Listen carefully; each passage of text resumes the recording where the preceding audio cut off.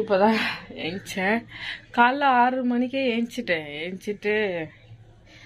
கொஞ்சம் routine work பார்க்கலாம் அப்படின்ட்டு இருந்தேன்.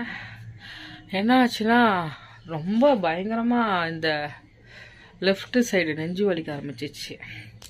ஏற்கனவே இந்த கை வந்து வலி எடுத்துகிட்ருக்கு, குடஞ்சிட்ருக்கு சொன்னேன் பார்த்தீங்களா. படுக்கவே முடியல. தண்ணி குடித்தா அப்படியே ரிப்பீட்டாக தண்ணியெல்லாம் வெளியில் வந்துச்சு. அதுக்கப்புறமா காலைல எழுந்துச்சி சாம் எனக்கு ப்ரேயர் பண்ணி அதுக்கப்புறமா 6 மணி 6:30க்கெல்லாம் நான் முன்னாடி வாக்கிங் போயிட்டு திட்டினாரு பயங்கரமாக. வாக்கிங் போயிட்டு அதுக்கப்புறமா நானும் ஜபம் பண்ணிவிட்டு வலியை எடுத்து போடுங்க சப்பான்ட்டு. வலியெல்லாம் இன்னும் கொஞ்சம் மட்டும் அப்படியே லைட்டாக வலிக்குது. மூச்சு பயங்கரமாக வாங்கிட்டுருக்கு. அதுக்கு அடுத்தது இப்போ நான் எழுந்திட்டு டீ போட்டு பொற வச்சு சாப்பிட்டுட்டு அதான் லேட்டாக தானே தூங்குனா. மணி வந்து பார்த்தீங்கன்னா 11:30க்கு தான் நான் எழுந்திச்சேன். 6:30 மணிக்கு எழுந்திரிச்சிட்டு திரும்பி தூங்கிட்டேன். எப்போ தூங்கினோன்னே தெரியாதுங்க. பைபிள் படிச்சுட்டு ஜபம் பண்ணிவிட்டு அப்படியே இருந்தேன். அப்புறமா எப்படி தூங்கினோன்னே தெரில. அதுக்கப்புறமா இப்போ எழுந்திரிச்சிட்டு கொஞ்சம் ஒர்க் பண்ணணும்ல, அதான் அந்த ஒர்க்கை ஸ்டார்ட் பண்ணலான்னு இருக்கேன்.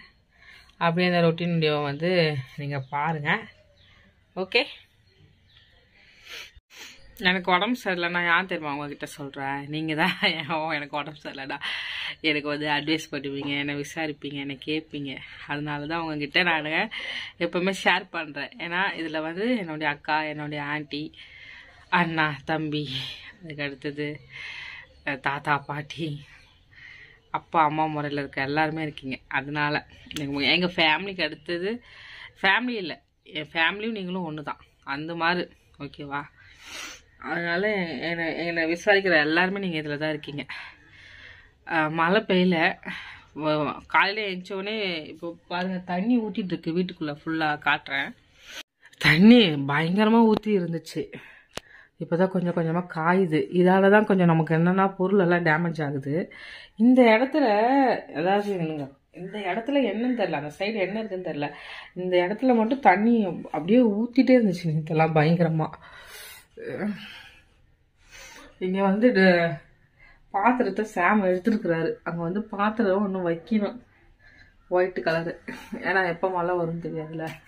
இதை யூஸ் பண்ண முடியாத அளவுக்கு அங்கே ஓட்டை எது இருக்குது, அதை இன்னைக்கு சரி பண்ணணும்னு சொல்லியிருக்காரு. ஒயிட் சிமெண்ட் வாங்கலான்னு இருக்கோம் கடையில். அதான் கிட்டத்தட்ட 2000 ரூபாய் கிட்ட செலவு பண்ணிட்டோம் அந்த வீட்டை சரி பண்ணுறோம் சொல்லிட்டு. ஓகே, டீ எடிட்டிங் நிறைய தண்ணி ஊற்றி வச்சிருக்கிறேன். பால் வாங்க வேண்டாம் சொல்லிட்டேன் சாம. டீ காஃபி கொஞ்சம் கம்மி பண்ணால் நல்லது. பிளாக் காஃபி, கருப்பட்டி காஃபி குடிக்கலான்னு சொன்னேன். ஏற்கனவே கருப்பட்டி வாங்கி இங்கே வச்சுருக்கேன், பார்த்தீங்கன்னா உங்களுக்கு தெரியும். அதெல்லாம் யூஸ் பண்ணணும். மெயினாக உப்பெல்லாம் பிரித்து போடணுங்க.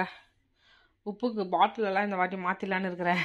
ஏன்னா எனக்கு தெரிஞ்சு கிட்டத்தட்ட 7 வருஷமாக இதே ஜாரை தான் நான் வந்து யூஸ் பண்ணிகிட்ருக்கேன் உப்புக்கு. இதை வாட்டி கொஞ்சம் சேஞ்ச் பண்ணலாம் அப்படின்னு இருக்கேன்.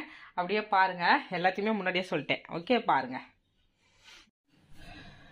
இன்னொன்று என்னன்னா, வீட்டில் வந்து அந்த கட்டில் இருக்கு பாருங்கள். கட்டில் எடுத்து நாங்கள் அந்த ரூமில் போட்டிருக்கோம்ல, அந்த கட்டில் வந்து எனக்கு ரொம்ப கடுப்பு ஏற்றுது. அந்த கட்டில போட்டுட்டு இடமே இல்லாத மாதிரி எனக்கு ஃபீல் ஆகி கிடக்குது.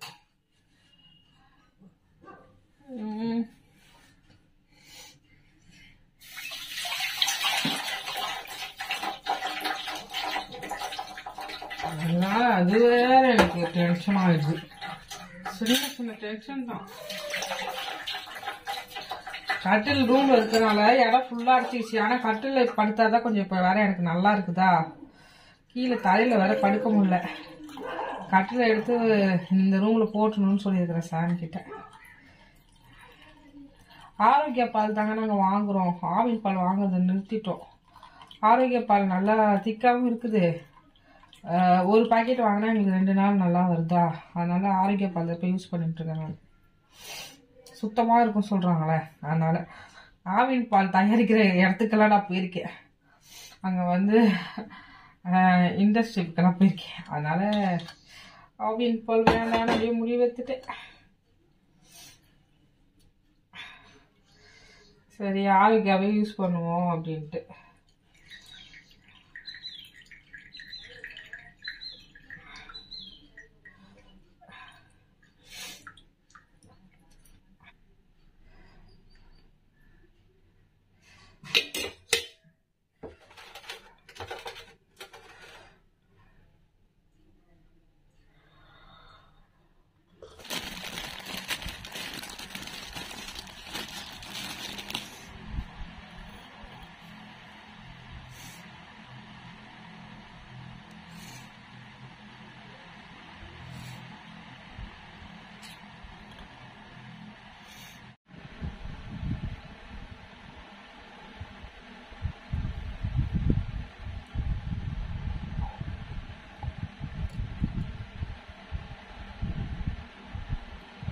நாங்கள் பண்ண பெரிய தப்பு என்ன தெரியுமா, இந்த ரூம்லலாம் ஃபேன் இருக்கணும், ஏன்னா அனல் தாங்க முடியாது. இங்கே ஒரு ஃபேன் போட்டோமா, அங்கே ஒரு ஃபேன் இருக்குது. இந்த ரூமில் வந்து ஃபேன் கிடையாது. ஃபேன் ரிப்பேர் ஆயிடுச்சு. இங்கேருந்து ஃபேனு காயில் கடைக்கு போட்டேன். எவ்வளோ தெரியுமா அவங்க கொடுத்தாங்க? 20 ரூபா தாங்க. 20 ரூபாவா எவ்வளோ? 20 ரூபா தாங்க கொடுத்தாங்க. வேஸ்ட்டு ஃபேன், டம்மி ஃபேன் சொல்லிட்டாங்க. 2 வருஷம் ஓடிச்சு, 3 வருஷம் கிட்ட ஓடிச்சு. இங்கே வந்து பார்த்தீங்கன்னா ஃபுல்லாகவே இப்போ தானே நம்ம எல்லாத்தையுமே போட்டு காய வச்சோம். காய வச்சு இப்போ இவ்வளோ தண்ணி திரும்பியும் மேலே இருந்து ஊற்றுது பாருங்க, எவ்வளோ தண்ணி. இப்போதான் சரி வந்து பார்த்தா எவ்வளோ தண்ணி ஊற்றிட்டு இருக்குது. என்ன பண்ணனேன்னு தெரில எனக்கு. கட்டை விழுந்துடக்கூடாது, சரியான தண்ணி ஊற்றிட்டு கிடக்கு. நியூஸ் பார்த்தேன், நாகர்கோயிலில் கடல் சீட்டுற மாதிரி சுனாமி மாதிரி லைட்டாக வந்துட்டு போயிருக்கு. எல்லாருக்காகவும் ப்ரேயர் பண்ணிக்கோங்க.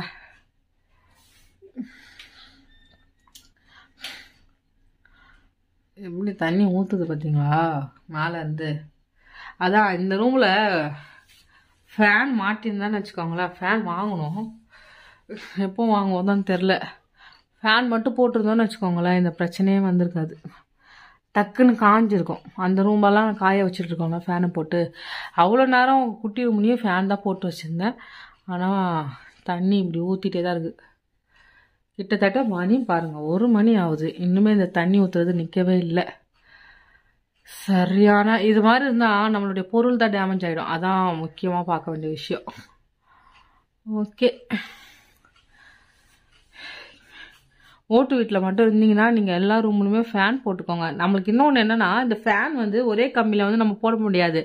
ஒரே கம்பியில் போட்டால் கம்பி டேமேஜ் ஆகிடும். இப்போ ஏற்கனவே எனக்கு அந்த ரூமில் வந்து ஃபேன் வந்து பார்த்தீங்கன்னா ஃபுல்லாகவே அந்த கம்பி வந்து டேமேஜ் ஆகுது. ஓடு வீடுனால நமக்கு சீலிங்னா நம்ம ஃபேன் வந்து மாட்டினா ஸ்ட்ராங்காக இருக்கும். இப்போ இந்த இடத்துல குட்டி ஃபேன் வாங்கி போடணுமா பெரிய ஃபேன் வாங்கி போடணுமான்னு வேறு தெரியல. இந்த மாதம் என்ன அக்டோபர் மாதமா, அக்டோபர் மாதத்துக்குள்ளே ஃபேன் வாங்கிருந்தா சொல்லியிருக்கிறாரு. பார்ப்போம். தண்ணி ஊற்றுறது நிற்காது போல். இங்கேயும் ஜன்னல் திறந்து வச்சுருக்கேன். தவளை பூனைலாம் வருது உள்ள. பூனை வராது, ஆனால் தவளை தான் அப்படியே செடியிலேருந்து ஏறி வருது. அங்கேருந்து செடியெல்லாம் கிளியர் பண்ணணும். ஓகே, இது வந்து நாங்கள் பண்ண பெரிய தப்புன்னே சொல்லலாம். ஃபேனை வந்து போட்டிருக்கணும். ஃபேன் வந்து வாங்கி போட்டிருந்தா இந்த பிரச்சனை கொஞ்சம் கம்மியாக இருக்கும். ஆனால் தண்ணி வராமலாம் இருக்காது, கண்டிப்பாக தண்ணி வரும். டக்குன்னு காஞ்சிருக்கும். சீக்கிரமாக அடுத்தது நம்ம ஃபேன் வாங்க டார்கெட் பண்ணணும். இங்கே தர்மக்கோல்லேருந்து தண்ணி சொட்டிட்டு தான் இருக்குது, பயங்கரமாக தண்ணி சொட்டிட்டு தான் இருக்குது. இது உங்களுக்கு தெரியுதா தெரில, ஈரமாக இருக்கு கண்ணுக்கு, மொபைலில் தெரியுதா தெரில.